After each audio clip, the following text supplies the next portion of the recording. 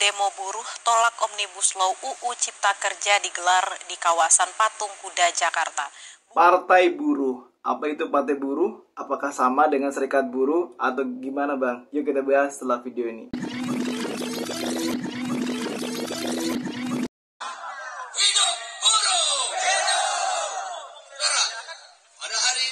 Oke, jadi assalamualaikum warahmatullahi wabarakatuh. Selamat datang di obrolan pulang kerja. Selamat datang di channel gue Agus Muhammad, dan ini channel gue Agus Muhammad ya.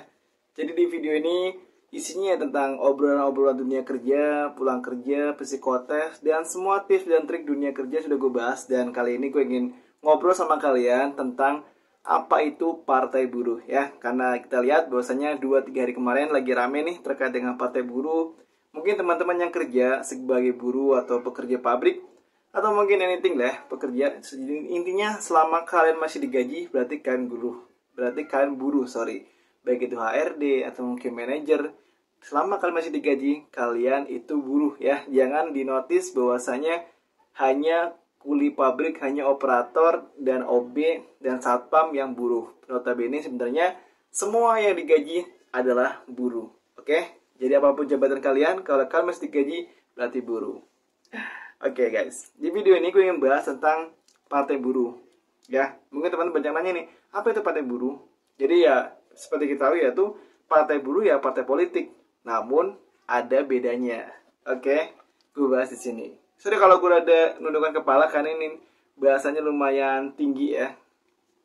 Jadi, sejarah partai buruh sendiri guys, ini landasannya yaitu terkait dengan pengesahan Undang-Undang Cipta Kerja atau Omnibus Law di tahun 2020 kemarin ya, yaitu Undang-Undang nomor 11 tahun 2020 guys. Jadi DPR RI waktu itu mengesahkan yang namanya Omnibus Law atau RUU Cipta Kerja, dan kita tahu sebenarnya serikat buruh dan partai buruh yang waktu itu belum terbentuk jadi partai politik itu benar-benar menuntut dan menolak akan RUU Cipta Kerja itu sendiri atau Omnibus Law. Ya kita tahu lah, kalau lu bisa cek di berita-berita bahasanya banyak banget penolakan-penolakan baik dari mahasiswa maupun ya mungkin dari anak STM juga yang menolak dengan hal ini. Namun sayangnya partai buruh sendiri bukan partai politik, jadi nggak bisa andil dalam keputusan dalam sidang DPR sendiri. Nah, dari hal tersebut banyak serikat buruh Indonesia yang merasa dirugikan oleh undang-undang baru tersebut guys, yang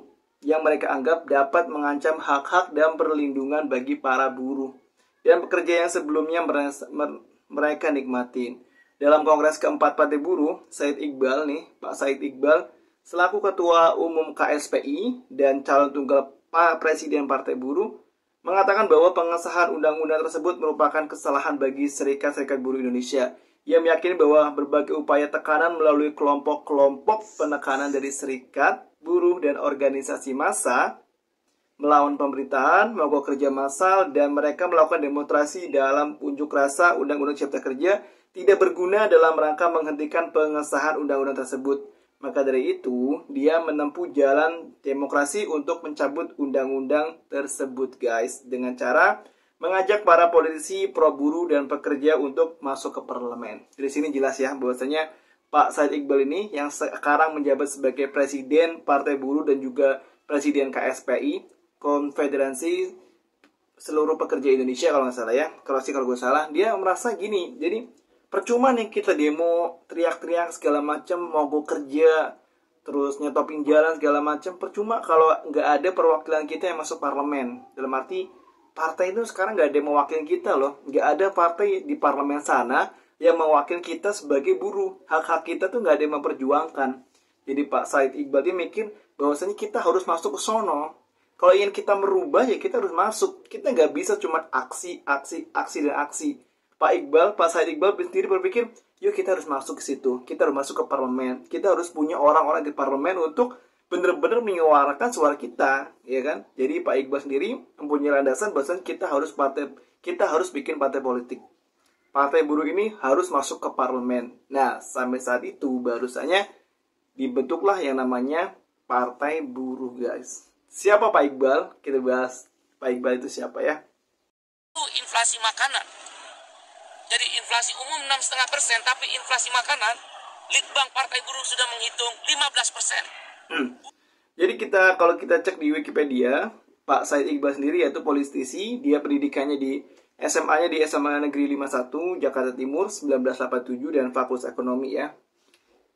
Pak Said Iqbal ini kalau lo cek di Wikipedia, dia adalah seorang aktivis buruh dan politisi Indonesia. Ia adalah presiden pertama Partai Buruh yang didirikan pada tahun 2021 dan telah menjabat sebagai Presiden Konfederasi Serikat Pekerja Indonesia sejak tahun 2012. Jadi Pak Said Iqbal ini bukan main-main ya, ini orang yang luar biasa gue pikir. Dan ya, walaupun namanya manusia ada beberapa kekurangan, termasuk gue pribadi, mohon maaf Pak Said Iqbal, gue juga sebenarnya waktu itu sedikit kecewa ketika Pak Said Iqbal itu mendukung Pak Ganjar di Pilpres kemarin, karena gue pikir ya aneh aja, karena yang di belakang Pak Ganjar saat itu kan orang-orang yang atau partai yang mengesahkan Omnibus Law, tapi Bapak memutuskan untuk mendukung Pak Ganjar. Tapi ya so far itu nggak terlalu dipermasalahkan lah ya. Mungkin Pak Said Iqbal punya opini lain, punya pandangan lain, punya pilihan lain. Jadi ya untuk kabut sekarang gue sangat setuju dengan Partai Buruh dalam hal yang sekarang ini. Jadi paling itu aja yang bisa gue bahas tentang Partai Buruh. Semoga ada manfaatnya ya. Karena ya gue manusia, gue pasti aja salah ngomong, lekil kata.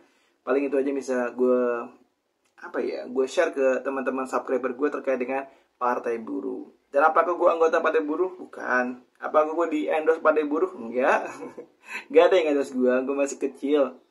Subscriber gue masih berapa sih? Follower gue apalagi. Jadi kalau teman-teman redo, kalau teman ikhlas ya tolong bantu subscribe channel gue ya, biar channel gue bisa naik, biar video-video gue bisa ke up dan bisa ya syukur-syukur Allah beri kemudahan bisa 100.000 subscriber di tahun 2024 ini ya.